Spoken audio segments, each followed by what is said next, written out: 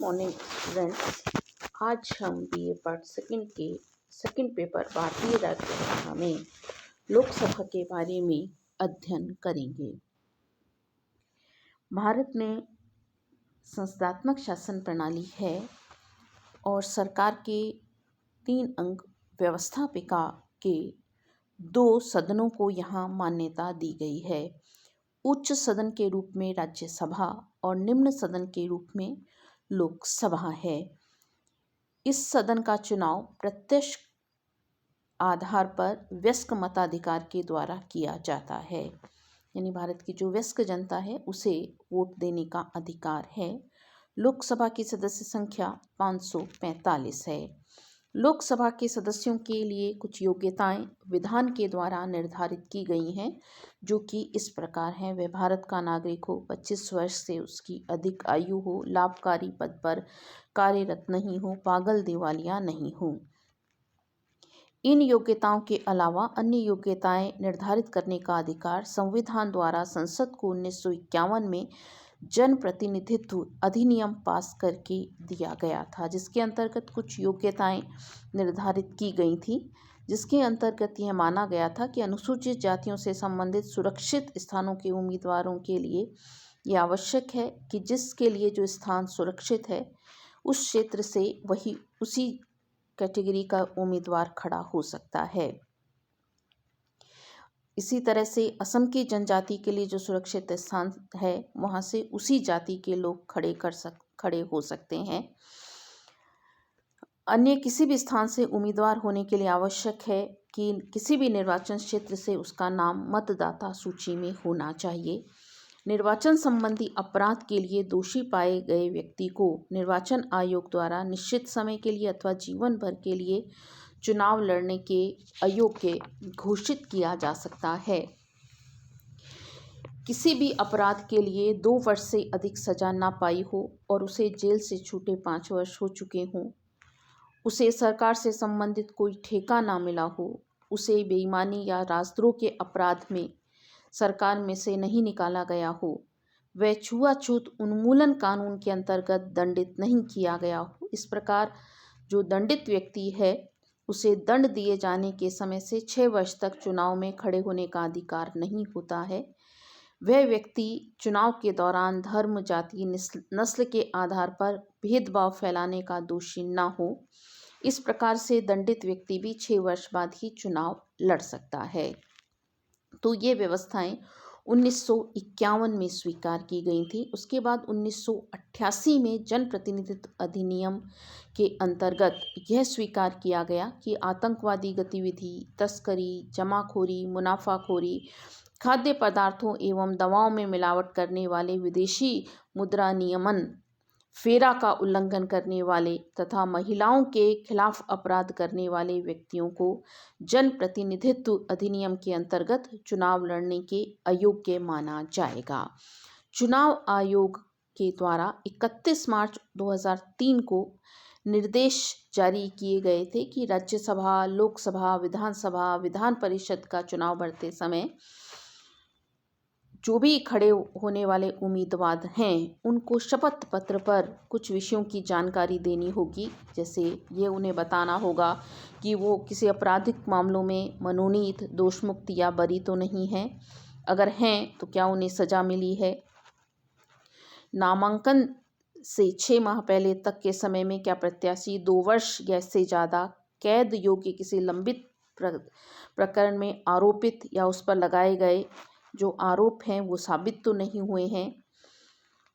साथ ही साथ प्रत्याशी को अपने पति या पत्नी और संतान के नाम चल अचल संपत्ति का ब्यौरा भी देना होगा।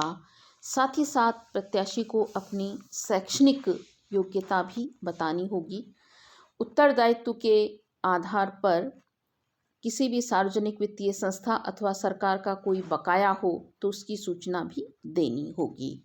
तो इस तरह से ये कुछ योग्यताएं विधान के द्वारा और समय समय पर अधिनियम के द्वारा निर्धारित की गई हैं। यूँ तो लोकसभा का कार्यकाल 5 वर्ष होता है, लेकिन इसे समय से पहले भी भंग किया जा सकता है। जैसा कि 1977 में समय से पहले भंग हुई थी, लोकसभा संकट काल की घोषणा अगर हो जाती है तो संसद कानून के द्वारा लोकसभा के कार्यकाल में वृद्धि कर सकती है, जो एक बार में 1 वर्ष से ज़्यादा नहीं हो सकती। नेक्स्ट है संसद के सदस्यों के विशेषाधिकार। संसद के सदस्यों को कुछ विशेषाधिकार प्राप्त हैं, जो कि इस प्रकार हैं कि भाई संसद के नियमों का आदेशों का पालन करते हुए सदस्यों को संसद में भाषण देने की स्वतंत्रता है। संसद अथवा किसी समिति में अगर वो कोई बात कहते हैं तो उसके विरुद्ध न्यायालय में किसी प्रकार की कार्यवाही नहीं की जा सकती। सदस्यों को जब अधिवेशन चल रहा है उसके 40 दिन बाद और 40 दिन पहले बंदी नहीं बनाया जाता। सदस्यों को वेतन, पेंशन और भत्ते दिए जाते हैं, यानी इस बात का निर्धारण हमारे विधान के द्वारा किया गया है। नेक्स्ट है लोकसभा की शक्तियां और कार्य। लोकसभा का संगठन जनसंख्या के आधार पर होता है, यानी एक निर्धारित जनसंख्या पर एक प्रतिनिधि चुनकर लोकसभा में भेजा जाता है। भारतीय संविधान ने लोकसभा को उच्च स्थान दिया है। इसकी जो शक्तियां हैं वो इस प्रकार हैं। पहली है विधायी शक्तियां। साधारण विधेयक, जैसा आपको बताया था कि दोनों सदनों में से किसी भी सदन में प्रस्तुत किए जा सकते हैं। साधारण विधेयकों का निर्माण या साधारण विधेयकों को अधिनियम के रूप में परिवर्तित करने का कार्य लोकसभा करती है। संघ सूची के जितने भी विषय हैं उन पर कानून बनाने का अधिकार लोकसभा को है।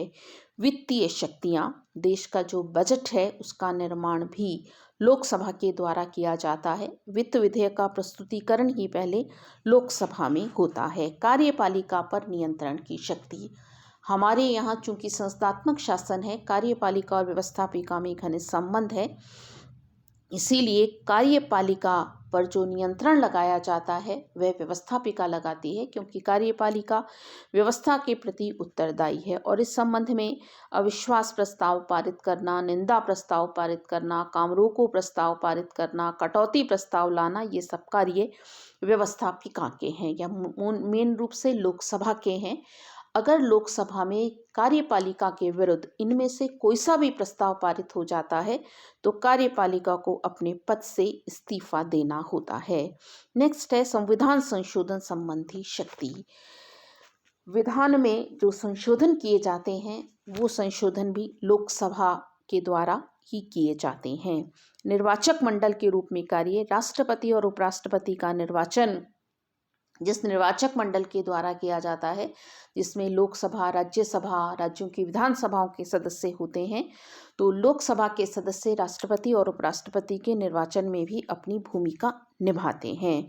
नेक्स्ट है जनता की शिकायतों का निवारण करना। चूंकि लोकसभा के सदस्य जनता के द्वारा निर्वाचित हैं, जनप्रतिनिधि हैं, इसीलिए जनता को जो भी शिकायतें होती हैं उस शिकायतों का निवारण भी इनके द्वारा किया जाता है, क्योंकि इनको मालूम है कि 5 साल बाद फिर इन्हें जनता के सामने जाना है। महाभियोग लगाने का अधिकार राष्ट्रपति, उपराष्ट्रपति, महालेखा परीक्षक, सर्वोच्च न्यायालय के न्यायाधीशों को महाभियोग से हटाने का अधिकार भी राज्यसभा का है। तो इस तरह से लोकसभा का है, और इस तरह से लोकसभा को हम एक शक्ति संपन्न सदन के रूप में देखते हैं। नेक्स्ट है लोकसभा और राज्यसभा की तुलना।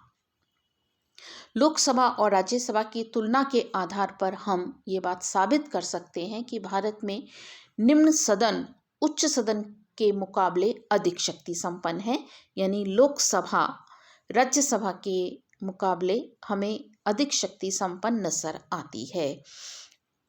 पहला जो अंतर हम इन दोनों में देखेंगे वो है नामकरण के संबंध में। लोकसभा को हम लोकप्रिय सदन और राज्यसभा को हम वरिष्ठ सदन के रूप में मान्यता देते हैं।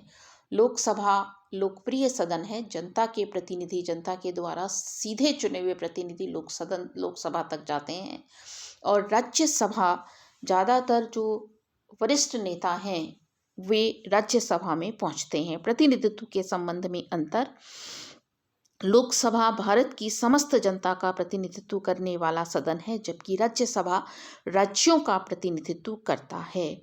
सदस्य संख्या के संबंध में अंतर, 545 सदस्य संख्या है लोकसभा की और राज्यसभा में 250 सदस्य हैं। निर्वाचन के संबंध में अंतर, लोकसभा का चुनाव वयस्क मताधिकार के आधार पर प्रत्यक्ष रूप से किया जाता है, यानी कि लोकसभा के जो सदस्य हैं वो प्रत्यक्ष रूप से जनता के द्वारा चुने जाते हैं, जबकि राज्यसभा के सदस्य अप्रत्यक्ष रूप से निर्वाचित होते हैं, जिन्हें राज्यों की विधानसभाओं के द्वारा चुना जाता है। कार्यकाल के संबंध में अंतर, लोकसभा एक अस्थायी सदन है। यूँ तो लोकसभा का कार्यकाल, एक सदस्य का कार्यकाल 5 साल होता है, लेकिन लोकसभा को समय से पहले भंग किया जा सकता है, जबकि राज्यसभा एक स्थायी सदन है और राज्यसभा पूरी की पूरी कभी भंग नहीं होती। राज्यसभा के 1/3 सदस्य हर 2 साल बाद अपने पद से पदमुक्त होते रहते हैं। नेक्स्ट है साधारण विधेयक के संबंध में। साधारण विधेयक के संबंध में यूँ तो दोनों की स्थिति समान है कि साधारण विधेयक दोनों सदनों में से किसी भी सदन में प्रस्तुत किए जा सकते हैं, पर ज़्यादातर हम ये देखते हैं कि जो महत्वपूर्ण विधेयक होते हैं वे लोकसभा में ही प्रस्तुत होते हैं और राज्यसभा में पारित होने के बाद राष्ट्रपति के हस्ताक्षर के बाद जाते हैं, लेकिन अगर विवाद है तो संयुक्त बैठक में ज़्यादातर लोकसभा की ही चलती है। नेक्स्ट है संवैधानिक संशोधन के संबंध में अंतर। संवैधानिक संशोधन के संबंध में हम देखते हैं कि जो संविधान संशोधन विधेयक हैं वो लोकसभा में भी प्रस्तुत हो सकते हैं और वे राज्यसभा में भी उनका प्रस्तुतिकरण हो सकता है, लेकिन व्यवहार में जो संविधान संशोधन विधेयक हैं वे लोकसभा में ही पहले प्रस्तुत किए जा सकते हैं। नेक्स्ट है वित्त विधेयकों के संबंध में। वित्त विधेयक के संबंध में हमें लोकसभा अधिक शक्ति संपन्न नजर आती है, क्योंकि वित्त विधेयकों का प्रस्तुतिकरण लोकसभा में पहले होता है और राज्यसभा के पास सिर्फ 14 दिन का समय होता है कि 14 दिन में वह या तो विधेयक को पारित कर दे, और अगर वह विधेयक को पारित नहीं करती है तो धन विधेयक राज्यसभा से पारित मान लिया जाता है। कोई विधेयक वित्त विधेयक है या नहीं, उस पर विवाद होने की स्थिति में भी लोकसभा का जो अध्यक्ष है उसका मत ही निर्णायक माना जाता है। तो इस तरह से वित्त विधेयकों के संबंध में हमें लोकसभा अधिक शक्ति संपन्न नजर आती है।